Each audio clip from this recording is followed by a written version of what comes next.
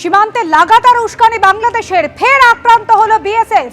মাথাভাঙা 1 নম্বর ব্লকের গোপালপুর গ্রাম পঞ্চায়েতের ভারত বাংলাদেশ সীমান্ত, সেখানে ফের আক্রান্ত হয়েছে বিএসএফ। শুভেন্দু ভট্টাচার্য আমাদের প্রতিনিধি রয়েছেন আমাদের সঙ্গে টেলিফোন লাইনে। শুভেন্দু, এর আগে ত্রিপুরার উনকোটিতে বিএসএফ এর উপর হামলা হয়েছিল, আগ্নেয়াস্ত্র কেড়ে নেওয়ার চেষ্টা হয়েছিল, ফের হামলা।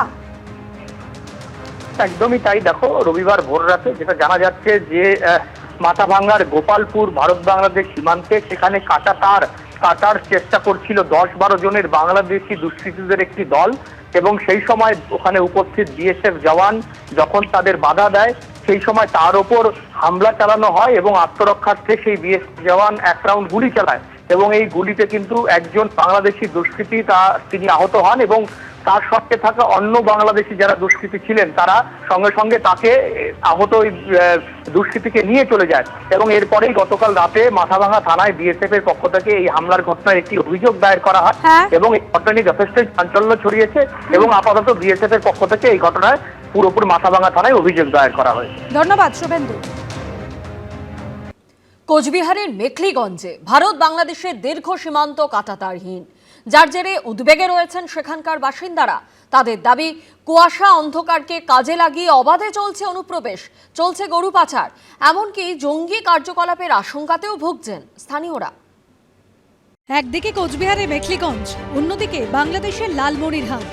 মেখলিগঞ্জে ভারতীয় ভূখণ্ডেই ঠিকানা বাংলাদেশের লালমনিরহাট জেলার দহগ্রাম অঙ্গারপোঁতার। সীমান্ত লাগোয়া এই এলাকা কাঁটাতারবিহীন। অভিযোগ, এখানে খোলা সীমান্তে সুযোগ নিয়ে গরু থেকে শুরু করে সবকিছু অবাধে পাচার হয়, ঢুকে পড়ে দুষ্কৃতীরাও। মেখলিগঞ্জ মহকুমায় এই 3 বিঘা করিডোর। আমার ডান দিকে যে কাঁটাতারের বেড়া রয়েছে তার ওপারেই কিন্তু বাংলাদেশের মূল ভূখণ্ড।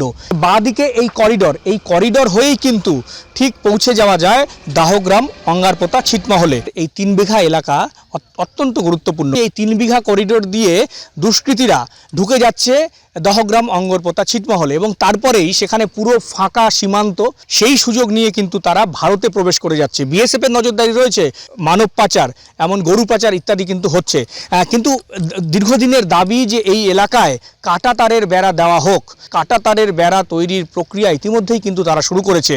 এই কাঁটাতার তৈরি হয়ে গেলে অনেকটাই কিন্তু নিরাপত্তা সুনিশ্চিত করা যাবে। দ্রুত এই এলাকায় কাঁটাতারের বেড়া তৈরির দাবি জানিয়েছেন গ্রামবাসীরা। রাত্রে 10টা বাজলে এই যে গরু যাওয়া আসা শুরু হয়ে যায়, অনেক সময় আবার লোক পাচার হয়ে যায়। আমরা চাই যে এখানে বেরিয়ে 0 পয়েন্টে হয় বিশেষ দরকার। যত গরু সব ইন্ডিয়া থেকে যাচ্ছে, বুঝছেন। যখন রাত 10টা হয়ে গেল তখনই আপনার এই যে গরু পাচার শুরু হয়ে গেল। আর এই যে মনে করে যে বিএসএফ, ওরা কত ডিউটি রাখবে, আর এইদিকে একজন আছে, ওইদিকে একজন, মাঝখান দিয়ে নিয়ে যাচ্ছে। ওদেরকে তো দোষী লাভ নেই, ওদের কত বড় করতে আছে। বিএসএফের নজরদারি, বিএসএফের উপরে আমরা বেঁচে আছি। যা খাটুনি করতেছে আমরা নিজেও তো বাড়ির থেকে দেখতেছি। ওরা মানে কোনো সময়ও 5 মিনিটও কোনো সময় আরাম থাকে না। চোখ তো দুইটাই। এখন ওরা কোন দিকে যাচ্ছে, আর কমসে কম 2-4 বিঘা মাটি তো মনে করো যে টাওয়ারগুলো আমাদের ফাঁকা আছে, মনে করো যে ওই ফাঁকাটার মধ্যে ফট করে ঢুকে গেল। পার্মানেন্ট যদি এখানে কাঁটাতারের বেড়া হয় তাহলে আমরা এইদিকে বর্ডারে যতগুলো আমরা বাসিন্দার আছি আমরা খুব শান্তিতে থাকব।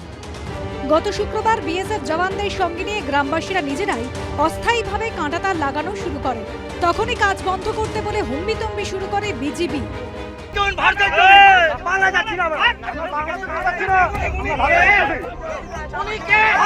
বাংলাদেশের বিজেপি কিরকম করে মারতে চায়, বাংলাদেশের বিজেপি কিরকম মারতে চায়, বন্দুক নিয়ে আসছে, আমাদের ইন্ডিয়াতে পা দিয়ে মারতে চায়। বাংলাদেশের বিজেপি দেখো এখনো দাঁড়ায় আছে। আমরা এখন দাঁড়িয়ে রয়েছি এই মেখলিগঞ্জের এই যে ভারত বাংলাদেশ সীমান্তে। এই যে দেখা যাচ্ছে যে খোলা মাঠ, ভারতীয় কৃষকরা সেখানে কৃষিকাজ করছে, এবং তারপরেই কিন্তু বাংলাদেশ রাতের অন্ধকারে গরু কিন্তু দহগ্রাম, অঙ্গারপোতায় ঢুকে যায়। সেই গরু এই 3 বিঘা করিডোর দিয়ে সোজা বাংলাদেশের মূল ভূখণ্ডে ঢুকে যায়, এবং এই গরু পাচারের একেবারে স্বর্গরাজ্য হয়ে উঠেছে এই সীমান্ত, কারণ এই সীমান্ত পুরোপুরি খোলা। এবং দেখা যাচ্ছে যে 3 বিঘা করিডোর দিয়ে যখন যাচ্ছে সেই সময় বিএসএফও সামনে রয়েছে, কারণ বিএসএফের এখানে কিছু করার নাই, কারণ গরু পাচার চক্র কিন্তু সক্রিয়।